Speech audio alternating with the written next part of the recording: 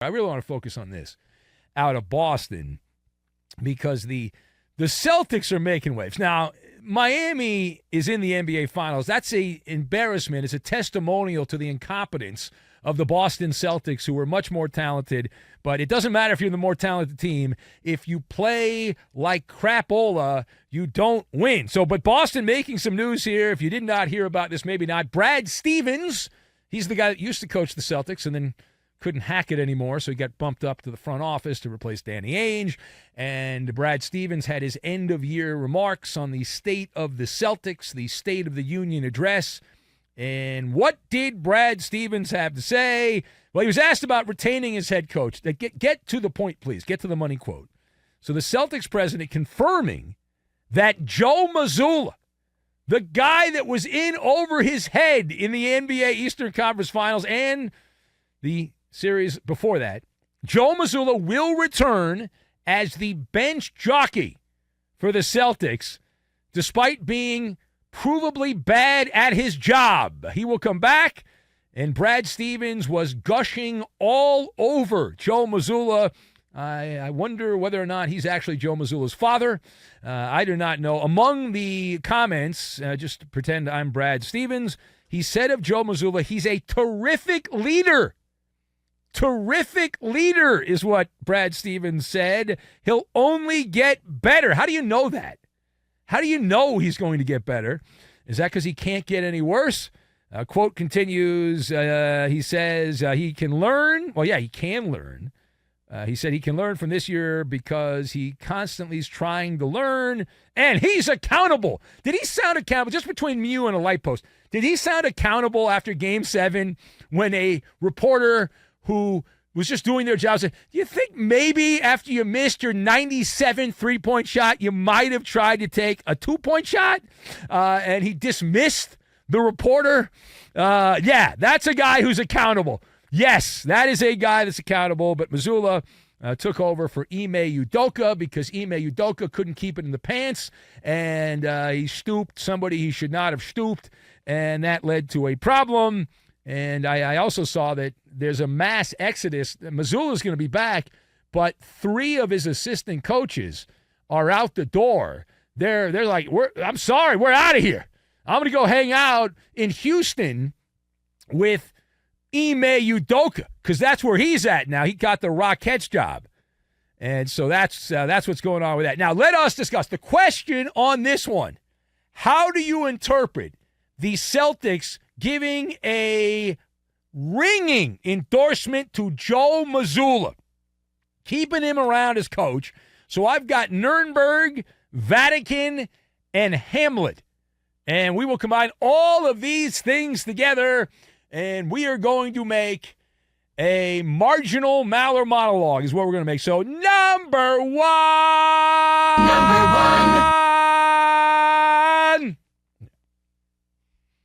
I'm only worth one. Do it again. Number one. I need 2.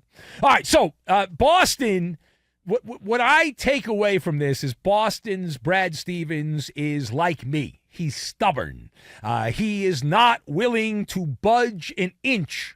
Not an inch when it comes to this coach, and he's going full steam ahead and refusing to admit to you or to me or to the person over in the back over there, refusing to admit that he made a mistake and that maybe Joe Mazzulla's a nice guy, but he's not getting it done. Rather than concede that the critics are right, that Mazzulla needs a lifeguard because he's in choppy water and he does not know how to swim, and there are sharks around him right now.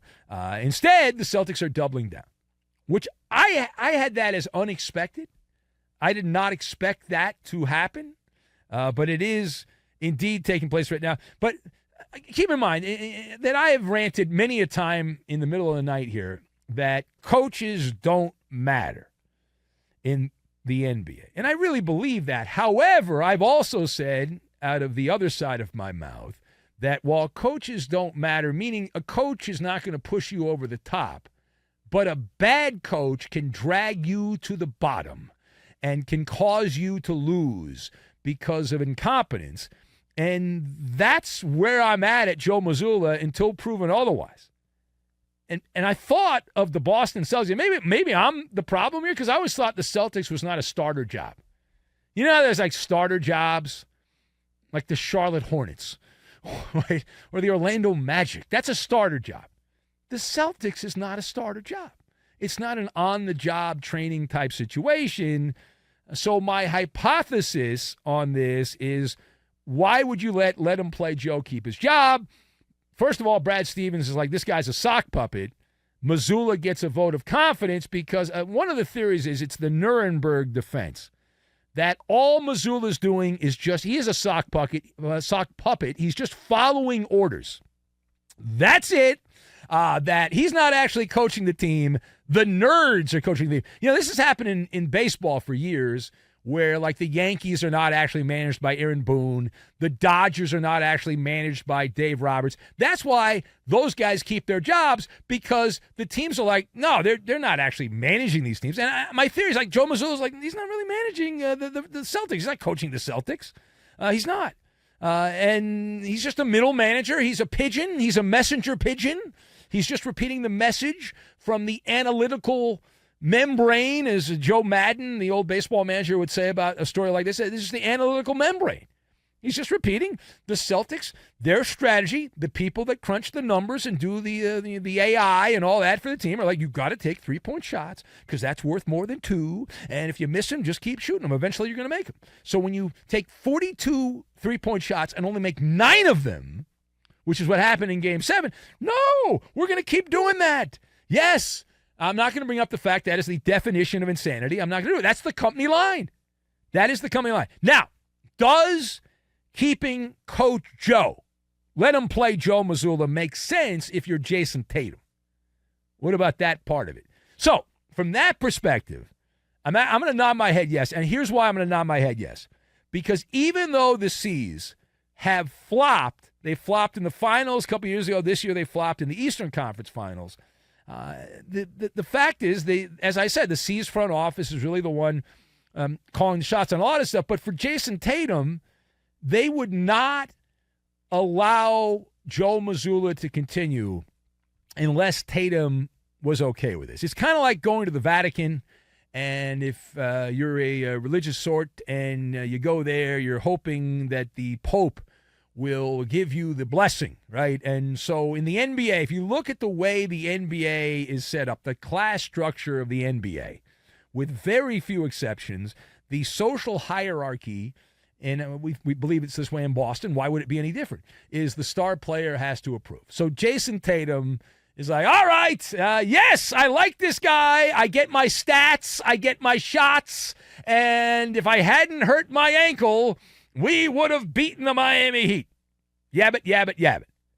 And so even though Joe Mazzulla is like a lounge act with the media calling timeouts, not calling timeouts, and all of that, even with all of that, Jason Tatum's like, yeah, I get my shots.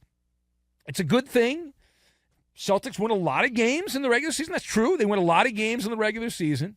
And even though they've been turbulent at times and underachieving in some playoff situations, it's all right. We'll keep him around. Yeah, and it's probably because Tatum's like, I can control this guy.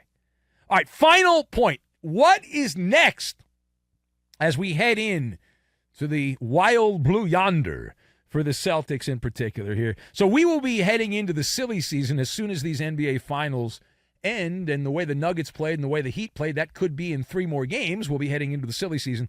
And the NBA silly season is just wonderful because they just make crap up just to get clicks. It's clickbait here, clickbait there. And the clickbait for Boston is Damian Lillard, Zach LaVine from Chicago, Trae Young from Atlanta, that one of those guys will end up going to the Celtics. Now, in order to facilitate that kind of transaction, the Celtics are going to have to say bye-bye to Jaylen Brown. They would have to say bye-bye to Jaylen Brown. That has to be the first domino, the big domino to fall.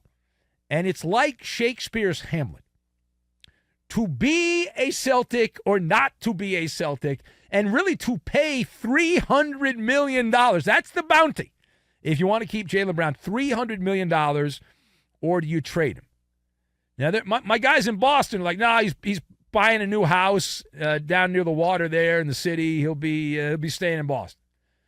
Well, maybe that's just a good real estate deal. Maybe he's Jaylen Brown's just doing that because he wants to make money, and there's money in real estate, and Boston real estate doesn't seem to go down. It only goes up, and why not?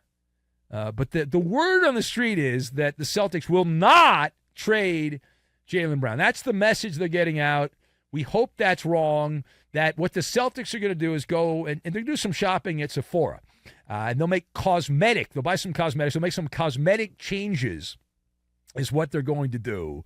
A little fine-tuning with some secondary players. Maybe they get rid of Marcus Smart.